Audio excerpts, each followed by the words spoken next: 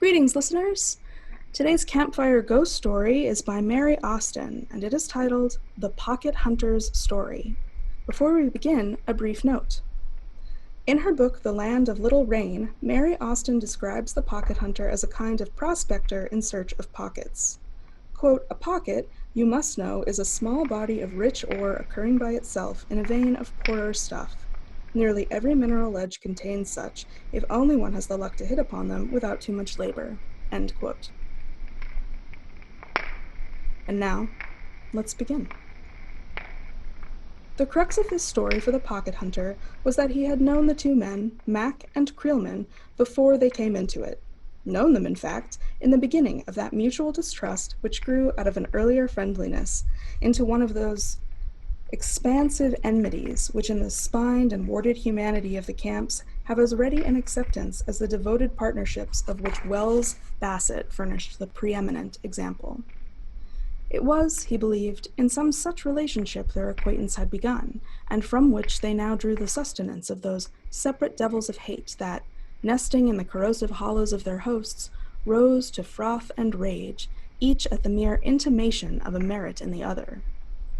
No one knew what the turn of the screw had been that set them gnashing, but it was supposed, on no better evidence perhaps than that such trouble is at the bottom of most quarrels in the camps, to have been about a mine. The final crisis, the very memory of which seemed to hold for him a moment of recurrent, hair-lifting horror, was known by the pocket hunter and by some of the others to have been brought on by an Indian woman down Parliament Way. She was Mac's woman, though, except as being his, he was not thought to set particular store by her. He used to leave her in his cabin while he was off in the hills for a 3 weeks' passear, but the tacit admission of an Indian woman as no fit subject for white men to fight over forbade his being put to the ordinary provocation on account of her. Therefore, when Creelman projected his offense, which was to excite in his enemy the desire for killing without providing him with a sufficient excuse, there was a vague notion moving in the heavy fiber of his mind that there was a species of humor in what he was about to do. But he would probably not have gone on to Tres Pinos and told of it if he had known how soon it was to come to Mac's ears. This, you understand, was long after their grudge had climbed by inconsiderable occasions to the point where Mac had several times offered to kill Creelman on no motion but the pleasure of being rid of his company. Mac was a sickly man, and by that, and as having had the worst of it in their earlier encounters, his rage so much the more possessed him that, when he had come back to his cabin, and the Indian woman had told him her story, he was able by that mere spur of a possession trifled with to take the short leap from intent to performance at a bound. There was no such bodily leap, of course. He had to trudge the whole of one day on foot to Tres Pinos, an old weakness battling with his rage. He was one of those illy furnished souls whom the wilderness despoils most completely. Hair, beard, and skin of him burned to one sandy sallowness, the eyelashes of no color, the voice of no timbre, more or less stiffened at the joints by the poison of leaded ores, his very name shorn of its distinguishing syllable, no more of him left, in fact, than would serve as a vehicle for hating Creelman. When he came to Tres Pinos and learned that the other had gone on from there, nobody would tell him where, the rage of bafflement threw him into some kind of a fit, and blood gushed from his nose and mouth. All this the pocket hunter was possessed of when he set out shortly after with his pack and burros, prospecting toward the Dry Creek district, where in due time he crossed the trail of Shorty Wells and Long Tom Bassett. There was no particular reason why Wells should have been called Shorty, except that Long Tom was of a stature to give any average man in his vicinity a title to that adjective. Further than that, he gave no other warrant to the virtues, aptitudes, propensities with which Shorty credited him than the negative one of not denying them. In camps where they were known, the opinion gained ground that there was very little to Long Tom but his size and his amiability, which was remarked upon, but that Shorty, having discovered this creditable baggage in his own pack, had laid it to Bassett, not being able to say else how he came by it. But there they were, as inveterate a pair of partners as the camps ever bred, owning to no greater satisfaction than just to be abroad in the hills together following the Golden Hope. And there, on a day between Dry Creek and Denman's, the pocket hunter found them. The way he came to tell me about it was this. I had laid by for a nooning under the quaking asp by Peter's Creek, on the trail from Tunawai, and found him before me with his head under one of those woven shelters of living boughs which the sheep herders leave in that country, and he moved out to make room for me in its hand's breadth of shade.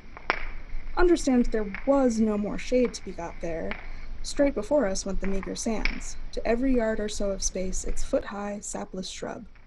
Somewhere at the back of us lifted out of a bank of pinkish violet mist sierras white and airy. Eastward, where the earth sagged on its axis, in some dreary, beggared sleep, pale, wispish clouds went up. Now and then, to no wind, the quaking asps clattered their dry bones of leaves. We had been talking, the pocket hunter and I, of that curious obsession of travel by which the mind, pressing on in the long, open trail ahead of the dragging desert pace, seems often to develop a capacity for going on alone in it, so that it becomes involved in one sliding picture, as it were, of what is ahead and what at hand, until, when the body stops for necessary rest and food, it is impossible to say if it is here where it halted, or there where the mind possessed.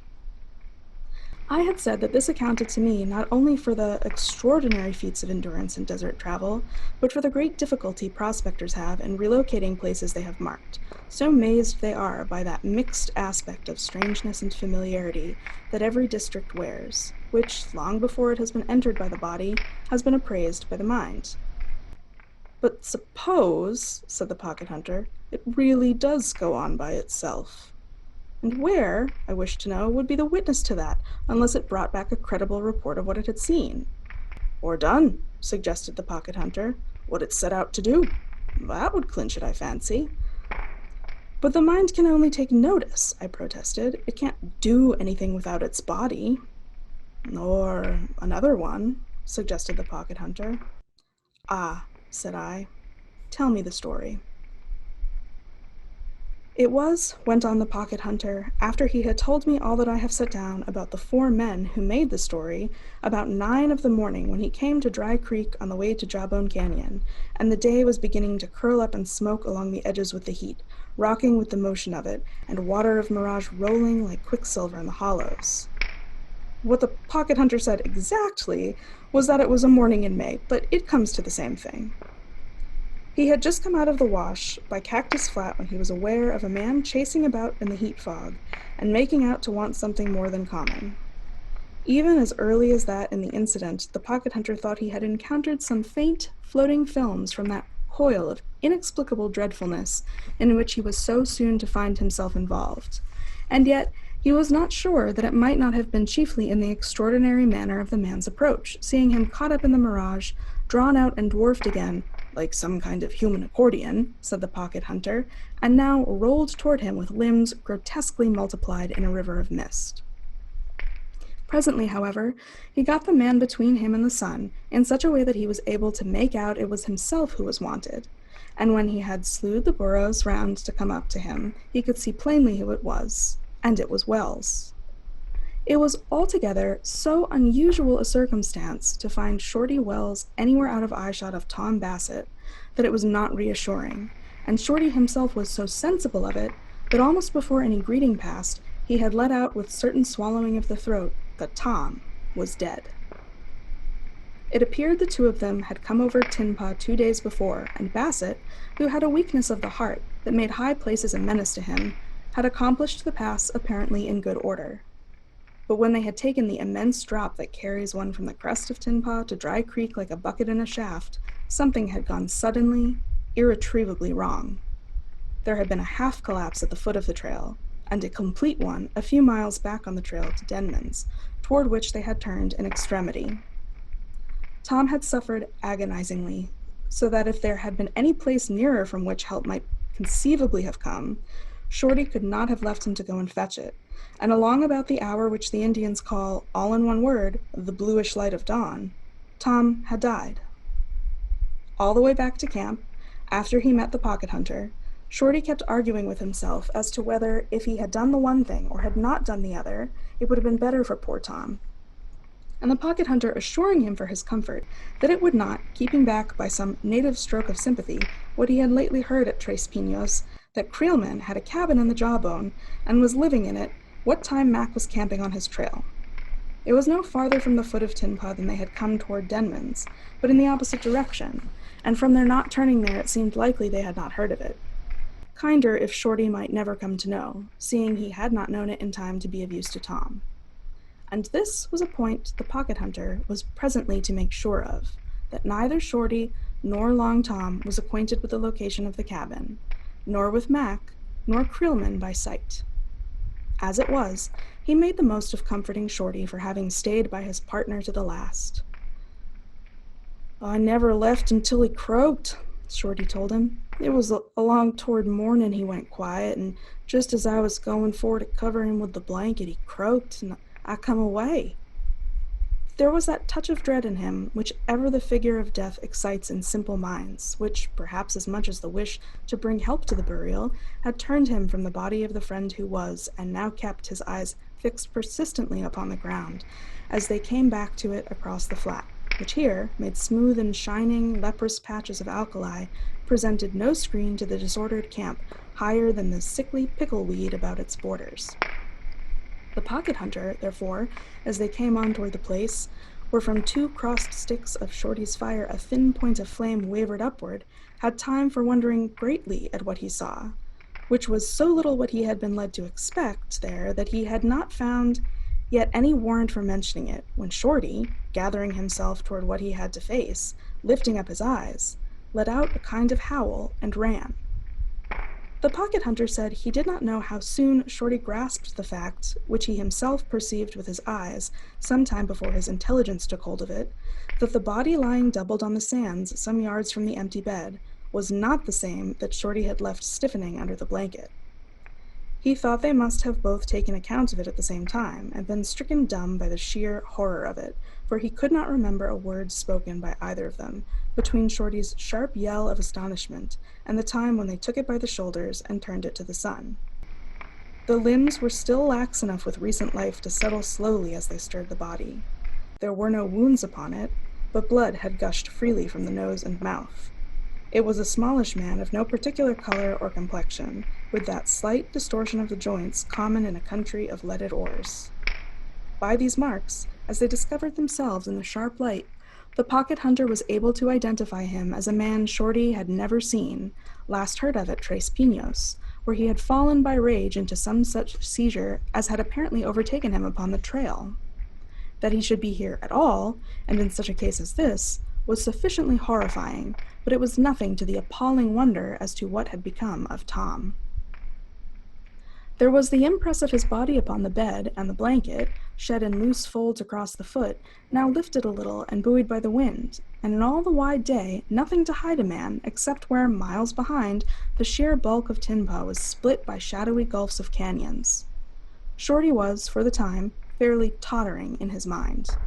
He would pry foolishly about the camp, getting back by quick turns and pounces to the stretched body on the sand, as though in the interim it might have recovered from its extraordinary illusion and become the body of his friend again.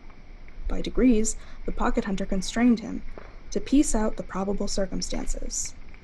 They had to begin, of course, with Tom's not being dead, and to go on from that to the previous fact of Mac working his poor body over the long stretches between Tres Pinos and the Jawbone, where he must have learned that Creelman was hiding.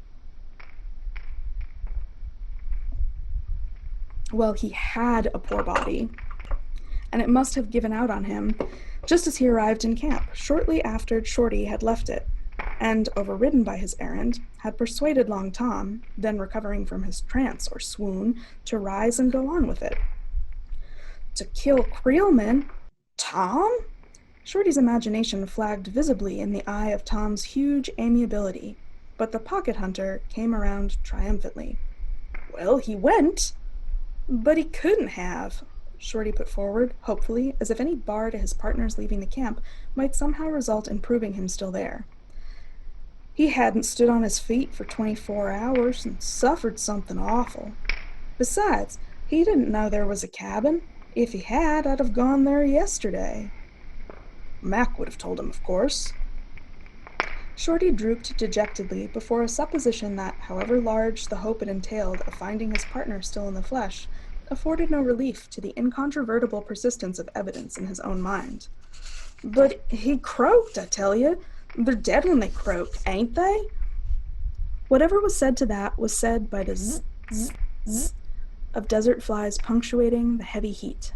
At the sound of it, little beads of sweat broke out on Shorty's face. "Look-a-here," he brought out finally. "If this other fellow, Mac here, was as bad off as you say, why didn't Tom go to him? Kinda ease him off like. What for did he go off and leave him crumpled up like that?" "He wouldn't have died until after Tom left. Mac wouldn't," the pocket hunter reminded him.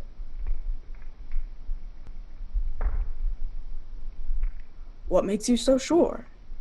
"Tom never walked none after we struck camp." Shorty was secure of his ground here. "And there's no tracks of him except where he came in alongside of me and going out there." The print of Tom's large feet had turned toward the jawbone. Besides, he returned to it with anxiety, what would he go to Creelman's for? This was a point, and the pocket hunter took as much time as was necessary to shroud the dead man in Tom's blanket to consider it. He found this at last. "Tom," he said, "was a peaceable man?" "None peaceabler," admitted Tom's partner. "Well then, when he found this little—" the adjective checked out of respect to the object of it, being as he was, "Mac here, so set on killing, he thought it no more than right to go on ahead and give Creelman a hint of what was coming to him." This being so much what might have been expected of Tom, it appeared insensibly to give greater plausibility to the whole occasion. It left them for the moment free to set out on Tom's trail, with almost a movement of naturalness. It lasted, however, only long enough to see them into the steady, flowing stride of desert travel. The recurrence of that motion, perhaps, set up again in Shorty's mind the consciousness of loss in which it had some 2 hours earlier begun, and the consideration of mere practical details, such as the distance from the camp to Creelman's, swept back to the full conviction of unreality. Looking ahead at the long trudge between them and the mouth of the canyon where in that clear light on that level mesa no man could have moved unespied by them, where in fact no man at that moment was moving, he broke out in a kind of exasperated wail. "But he couldn't have, I tell you. He couldn't have walked it. He was dead, I tell you. He croaked and I covered him up." It became momentarily clear to the pocket hunter that unless they came soon behind some screening weed in some unguessed hollow upon Long Tom's huddled body, collapsed in the recurrent weakness of his disorder, so to restore the event to reasonableness, he must find himself swamped again in the horror of the inexplicable, out of which they had been speciously pulled by the pocket hunter's argument. It was not until they came to the loose shale and sand at the mouth of the canyon that Shorty reverted again to the form of his amazement.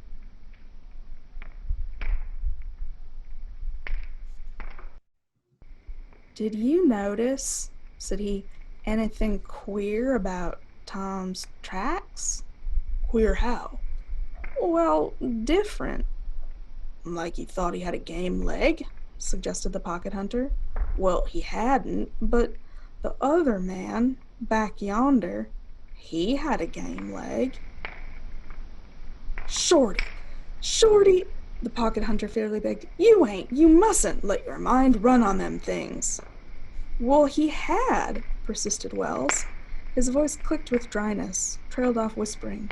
It seemed to the pocket hunter suddenly that the 20 steps or so between the man so certainly dead in his tracks on one side the fire back there, and the supposedly dead arising in his on the other side, had swelled to immeasurable space.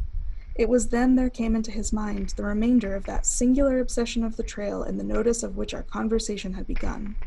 He saw on the instant Mac inching out from Tres Pinos on his unmatched poor legs, his hate riding far before him, blown forward by some devil's blast, tugging at him like a kite at its ballast, lifting him past incredible stretches of hot sand and cutting stone until it dropped him there. He wrenched his mind away from that by an effort, and fixed it on the pale pine-colored square of Creelman's cabin, where it began to show in the shadowy gulf of the canyon. The door was open, and the curtains of two small windows on either side half drawn against a glare which would have been gone from that side of the canyon more than an hour ago. Here, as they halted to take notice of it, some expiring gasps of bluish smoke from Creelman's breakfast fire went up from the tin chimney against the basalt wall. As they came near, they observed a large, flaccid hand hanging out over the sill. What they made out further was Creelman's body, extended face downward, barring the door. A small lizard tic-tacked on the unpainted boards across the hand that did not start at it, and disappeared into the shadow of the room, where, as if this intrusion gave them leave to look, they perceived among the broken plates and disordered furniture a broken pack stick, Creelman's knife, open and blooded, the figure of Long Tom, half propped against the foot of the bunk, dropping weakly from a wound. It was Tom, though over his face as it leered up at them was spread a strange new expressiveness, such a superficial and furtive change as frivolous passers-by will add sometimes to the face of a poster with pencil touches, provoking to half-startled laughter, plain enough to have shocked them back, even as against the witness of clothes and hair and features from the instant's recognition, to produce in them an amazing, momentary, yet long enough for the dying man to take note of them unfriendly, and to have addressed himself to the pocket hunter. "Came to see the fight, did you? Oh, it's damned well over, but I did for him the—" His body sank visibly with the stream of curses. But the faith of Shorty was proof even against this. He had cleared the body of Creelman at a stride and was on his knees beside his partner, crying very simply. "Oh, Tom, Tom," he begged, "you never done it. Say you never done it, partner. Say you never." Who the hell are you?" The lewd eyes rolled up at him. He gave 2 or 3 long gasps, which ended in a short, choking gurgle. The body started slightly and dropped. "Come away, Shorty. He's croaked," said the pocket hunter, not unkindly. But Shorty knelt there, crying quietly as he watched the dead man's features settle and stiffen to the likeness of his friend. So ends our story this week. I hope you enjoyed it, and we'll be back next week with even more spooky tales. Have a good one.